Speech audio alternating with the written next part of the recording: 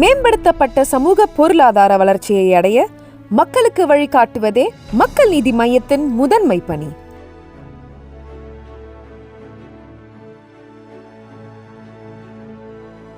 Touring டாக்கெட்ஸ் ரசிகர்களுக்கு வணக்கம். வாங்க லென்ஸ் நிகழ்ச்சிக்கு போகலாம்.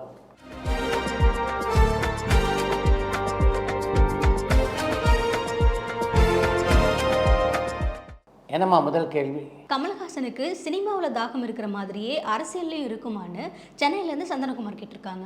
கமல்ஹாசன் ஏதோ போன மாதம் தான் அரசியல் கட்சி ஆரம்பித்திருப்பது போல இப்படி ஒரு கேள்வி நீங்கள் கேட்டிருப்பது ஆச்சரியமாக இருக்குது. கமல்ஹாசன் அரசியல் கட்சியை ஆரம்பித்து பல வருடங்கள் ஆகிவிட்டன. பல தேர்தலிலும் சந்தித்து விட்டார் அவர்.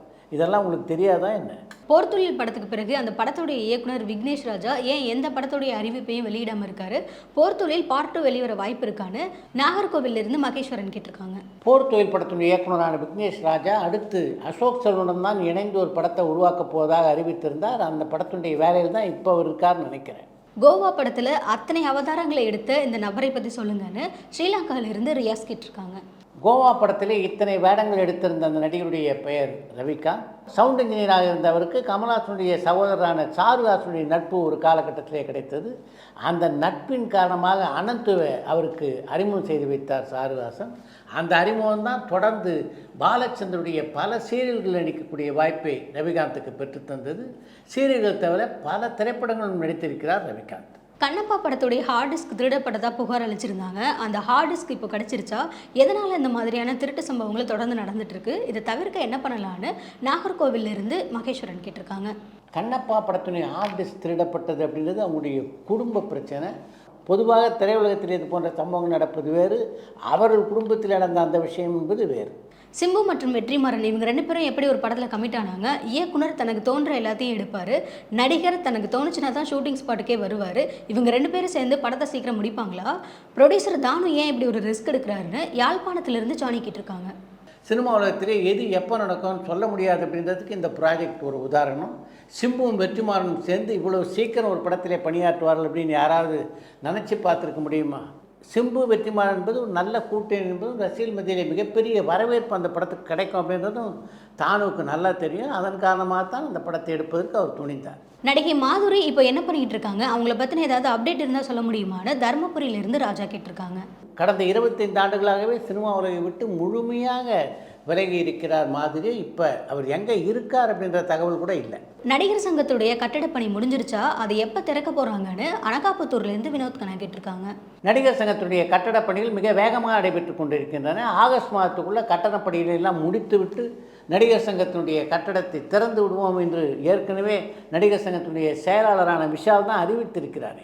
MS விஸ்வநாதன், இளையராஜா இவங்க 2 பேரும் சேர்ந்து ஒர்க் பண்ண மாதிரி இளையராஜா அண்ட் AR ரஹ்மான் இவங்க 2 பேரும் சேர்ந்து ஒர்க் பண்ண வாய்ப்பு இருக்கான்னு சென்னையிலிருந்து வேல் கேட்டிருக்காங்க. இளையராஜாவும் AR ரஹ்மானும் இணைந்து பணியாற்றுவதற்கான வாய்ப்புகள் ஏன் உருவாகாதுன்னு நினைக்கிறீங்க? தாராளமாக உருவாகும். ஏற்கனவே அப்படிப்பட்ட ஒரு வாய்ப்பு கமல்ஹாசனால் உருவாக்கப்பட்டது. கடைசி நேரத்தில் ஒரு சில பிரச்சனைகள் காரணமாக அது நடக்கலை. மீண்டும் அப்படிப்பட்ட ஒரு முயற்சியை யாராவது மேற்கொள்ள மாட்டாங்களா என்ன? சசிகுமார் படங்களை இயக்குவாரா? அவருடைய தனித்தன்மை வீணாக்குதேன்னு கோவைப்புதூர்லேருந்து பாபு கேட்டிருக்காங்க. டூரிஸ்ட் ஃபேமிலி படத்தினுடைய வெற்றியின் காரணமாக தொடர்ந்து பல படங்களில் நடிப்பதற்கான அழைப்பு சசிகுமாருக்கு வந்து கொண்டிருக்கிறது. அதனால தான் இயக்கத்துக்கு அவ்வளவு எளிதாக அவரால் மாற முடியல அப்படின்னாலும் மீண்டும் திரைப்படங்களை இயக்க வேண்டும் என்ற தனியாத தாகம் சசிகுமாருக்கு இருக்குது. மிக விரைவிலேயே உங்களுடைய ஆசையை அவர் நிறைவேற்றுவார் என்று நம்புகிறேன். சன் பிக்சர்ஸ் எதுக்காக கூலி படத்தை பெருசாக ப்ரமோட் பண்ணாமல் இருக்காங்க? படம் மேலே நம்பிக்கை இல்லையா? அல்லது இதுக்கு முன்னாடி ஓவர் ஹைப் பண்ணி வந்த படங்களுடைய ரிசல்ட் தான் காரணமானு யாழ்ப்பாணத்திலிருந்து ஜானி கேட்டிருக்காங்க. ஜூலை மாதம் 2வது வாரத்திலிருந்து கூலி திரைப்படத்துக்கான விளம்பர பணிகளை மிகப்பெரிய அளவிலே சன் பிக்சர்ஸ் நிறுவனம் செய்வார்கள் என்று நான் நினைக்கிறேன். ராதிகா அண்ட் MRR வாசு இவங்க 2 பேரும் சேர்ந்து ஏதாவது படத்தில் நடிச்சிருக்காங்களான்னு நியூஜெர்சியிலிருந்து இளமாறன் கேட்டிருக்காங்க. ராதிகாவும் MRR வாசும் இணைந்து எந்த ஒரு திரைப்படத்திலும் நடித்ததில்லை. மிகப்பெரிய சினிமா ஞானியான கமல்ஹாசன் எப்படி தக்லீஃப் மாதிரியான ஒரு படத்தை மக்கள் ரசிப்பாங்கன்னு நினச்சி எடுத்தாருன்னு அரந்தையிலிருந்து சேகர் கேட்டிருக்காங்க. யானைக்கும் அடிசருக்கும் அப்படின்னு தமிழில் தெரியாமலா ஒரு பழமொழியை சொல்லியிருக்காங்க. இளையராஜா, யுவன் சங்கர் ராஜா அண்ட் கார்த்திக் ராஜா தவிர மற்ற இசையமைப்பாளர்களுடைய பாடல்களுக்கு பாடியிருக்காரான்னு சென்னையிலிருந்து ராமகிருஷ்ண ராஜா கேட்டிருக்காங்க. யுவன் சங்கர் ராஜா, கார்த்திக் ராஜா தவிர வேறு சில இசையமைப்பாளருடைய இசையிலும் இளையராஜா பாடியிருக்கிறார். பழைய படங்களான நெஞ்சம் மறப்பதிலே பிராப்தம் இந்த 2 கதைகளும் மறுபிறவி கதைகள் மாதிரி ஃபீல் ஆகுது. இதை பற்றி உங்களுடைய கருத்து என்ன? இந்த 2 படங்களுக்கும் ரசிகர்கள்கிட்ட நல்ல வரவேற்பு இருந்துச்சான்னு கோயம்புத்தூர்லேருந்து அஜய் கேட்டிருக்காங்க. நெஞ்சம் மறப்பதிலே பிராப்தம் ஆகிய இரண்டுமே மறுபிறவி கதைகள் தான். இந்த 2 படங்களில் நெஞ்சம் மறப்பதிலே கொஞ்சம் கூடுதலான வரவேற்பை ரசிகர்கள் மத்தியிலே பெற்றது. அந்த அளவு வரவேற்பை சாவித்தினுடைய இயக்கத்தில் உருவான பிராப்தம் படம் பெறவில்லை என்பதுதான் உண்மை. நாடோடி மன்னன் திரைப்படம் தான் சரோஜா தேவியும் எம்ஜிஆரும் சேர்ந்து நடித்த முதல் படமாக. இந்த படத்தோட ஃபர்ஸ்ட் ஹாஃப் பிளாக் அண்ட் ஒயிட்டில் எடுத்திருப்பாங்க, செகண்ட் ஹாஃப் கலரில் எடுத்திருப்பாங்க. இப்படி எடுத்ததுக்கு என்ன காரணம்? இதை பற்றின சுவாரஸ்யமான தகவல்கள் தெரிஞ்சு சொல்ல முடியுமான்னு தருமபுரியிலிருந்து ராஜா கேட்டிருக்காங்க.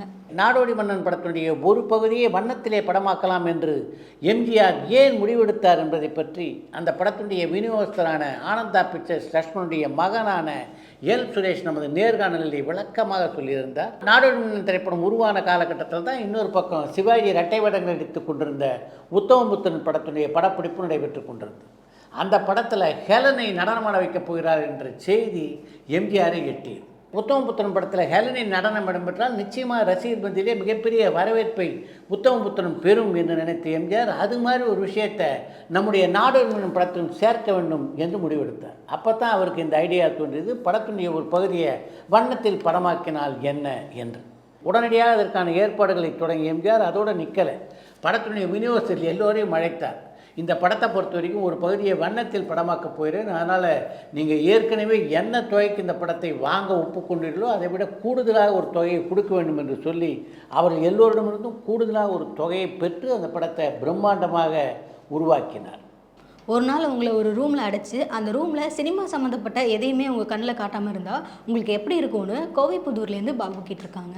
கடந்த 50 ஆண்டுகளுக்கு மேலாக சினிமாவில் தான் நான் தொடர்ந்து பயணிச்சுக்கிட்டே இருக்கேன். அதனால் ஒரு நாள் சினிமா விட்டு இருந்தால் ஒன்றும் ஆகிடாது அப்படின்னு தான் நான் நினைப்பேன். இயக்குனர் லோகேஷ் கனகராஜ், ரஜினிகாந்த் அண்ட் கமல்ஹாசன் 2 பேரும் சேர்ந்து நடிக்கிற மாதிரி ஒரு ஸ்கிரிப்டை ரெடி பண்ணி அதை படமாக பண்ணுவாரான்னு காஞ்சிபுரத்திலிருந்து சரவணன் கேட்டிருக்காங்க. இனி ரஜினிகாந்தும் கமல்ஹாசனும் இணைந்து ஒரு திரைப்படத்தை நடிப்பதற்கான வாய்ப்புகள் இருப்பதாக நான் நினைக்கல. எம்ஜிஆரை எம்ஆர் ராதா எதனால் சுட்டாரு, அதுக்கான காரணத்தை சொல்ல முடியுமான்னு சென்னையிலேருந்து சந்தனகுமார் கேட்டிருக்காங்க.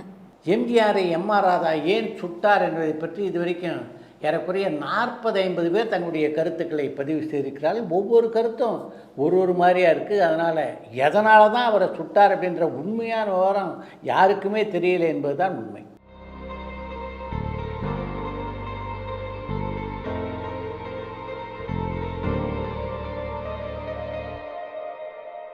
தமிழ்நாட்டில் மதுவிலக்கு அமலில் இருந்த காலகட்டத்தில் வெளியான திரைப்படங்களில் ஏதாவது மது குடிக்கிற மாதிரி காட்சிகள் இடம்பெற்றிருந்துச்சா?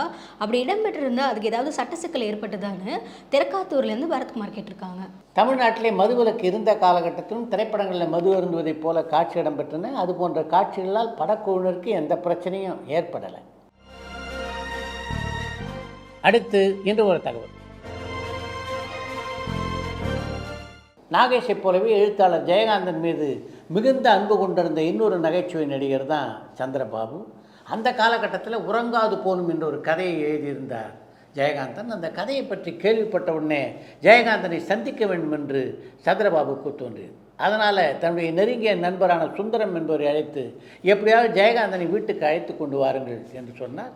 சுந்தரம் ஜெயகாந்தனுடைய மிக நெருங்கிய நண்பர். சந்திரபாபு உங்களை சந்திக்க விரும்புகிறார் என்று சொல்லி சந்திரபாபுடைய வீட்டுக்கு ஜெயகாந்தனை காரிலே அழைத்து கொண்டு வந்தார் சுந்தரம். நாம் ஒருத்தர் வீட்டுக்கு போகிறோன்னா என்ன எதிர்பார்ப்போம்? வாசலிலே நின்று அவர் நம்மை வரவேற்பார் என்று தானே எதிர்பார்ப்போம். ஆனால் சந்திரபாபு வீட்டிலே எல்லாம் அதற்கு மாறாக இருந்தது. ஜெயகாந்தனை வரவேற்க யாருமே இல்லை. இன்னும் சரியாக சொல்லப்போனால் அந்த வீட்டினுடைய வரவேற்புகளே யாருமே இல்லை. ஜெயகாந்தனா பார்த்து ஒரு சோஃபாவில் போய் உட்கார்ந்தார். நேரம் போய்கொண்டே இருந்ததே தவிர சந்திரபாபு வந்த பாடில்லை. சரி 100 எண்ணுவோம், 100 எண்ணத்துக்குள்ளே சந்திரபாபு வரலன்னா நாம் வீட்டை விட்டு கிளம்பி விடுவோம் என்று முடிவெடுத்தார் ஜெயகாந்தன். அவர் எண்ணிக்கையிலே 90 தாண்டுவதற்குள்ளாகவே சந்திரபாபு அங்கே வந்து விட்டார். வந்தவர் இன்முகத்தோடு ஜெயகாந்தனை வரவேற்றது மட்டும் இல்லாமல் என்ன சாப்பிட்றீங்க என்று கேட்டார். அப்படின்னா என்று ஜெயகாந்தன் கேட்டபோது எல்லாம் இருக்குது, நீங்கள் என்ன வேணால் சாப்பிடலாம் என்று சொன்ன சந்திரபாபு ஜெயகாந்தனுடைய பதிலுக்காக காத்து கொண்டு இருக்காமல் தன்னுடைய வேலையாளை அழைத்து விஸ்கியை கொண்டு வர சொன்னார். ஜெயகாந்தனுடைய வாழ்க்கையில் அவர் ஸ்காட்ச் விஸ்கி சாப்பிட்டதுன்னா அதுதான் முதல் முறை. இப்படி தொடங்கிய சந்திரபாபு ஜெயகாந்தன் நட்பு பல நாட்கள் தொடர்ந்தது. ஜெயகாந்தன் அப்போது எழுதியிருந்த எனக்காக அழு என்ற கதையை நாடகமாக மாற்றித் தரும்படி ஜெயகாந்தனிடம் வேண்டுகோள் வைத்தார் சந்திரபாபு. அவருடைய வேண்டுகோளை ஏற்று அந்த கதையை நாடகமாக எழுதி முடித்தார் ஜெயகாந்தன். ஜெயகாந்தன் அந்த கதையை நாடகமாக எழுதி முடித்துவிட்டு அதை பற்றி சந்திரபாபுடன் சொன்னபோது, எனக்கு இப்போல்லாம் நாடகத்தில் நடிக்கிறதுல அவ்வளோவாக ஆர்வம் இல்லை என்று சொல்லிவிட்டார் சந்திரபாபு. அதுதான் சந்திரபாபுடைய குணம். அடுத்த சாவி சித்ரா நிகழ்ச்சியிலே பங்கு பெறுகின்ற விருந்தினர் நடிகர் விஜய் பாபு.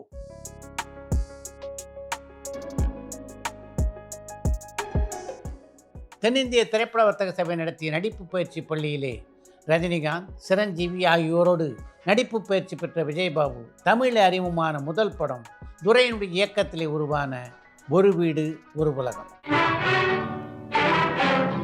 என் புள்ள பட்டத்தில் படிச்சிருந்தா படிப்பு முடிச்சுட்டான். நடிப்பு பயிற்சி கல்லூரியிலே தன்னுடன் படித்த சக மாணவரான ரஜினியுடன் ராஜசேகர் இயக்கத்திலே உருவான படிக்காதவன் படத்தில் நடிக்கின்ற வாய்ப்பினை பெற்ற விஜய்பாபு 2.5 ஆண்டுகளில் 30க்கும் மேற்பட்ட திரைப்படங்களிலே நடித்தவர். எனக்கு பணம் சம்பாதிக்கிற திறமை இருக்கு. உங்கள்கிட்ட அந்த திறமை இருந்தா நீங்களும் பணம் சம்பாதிங்க, என்ன மாதிரி வாழ்ந்து காட்டுங்க. அதெல்லாம் விட்டுட்டு இந்த மாதிரி பெரிய இடத்துக்கெல்லாம் வந்து 2 திரைப்படங்களையும் தயாரித்துள்ள விஜய்பாபு திரைப்பட தயாரிப்பாளராகவும் நடிகராகவும் தான் பெற்ற பல அனுபவங்களை இந்த நேர்காணலிலே பகிர்ந்து கொண்டிருக்கிறார்.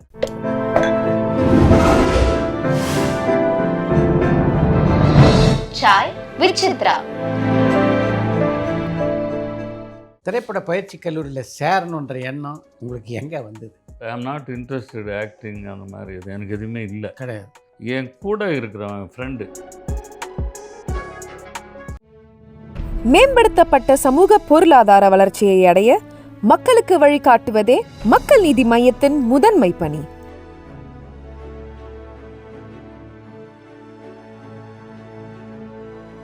பரபரப்பான சினிமா செய்திகள், நட்சத்திரங்களின் பேட்டிகள், சினிமா வரலாறு ஆகியவற்றை பார்க்கவும் படிக்கவும் உங்களுக்கான இணையதளம் touringtalkies.co.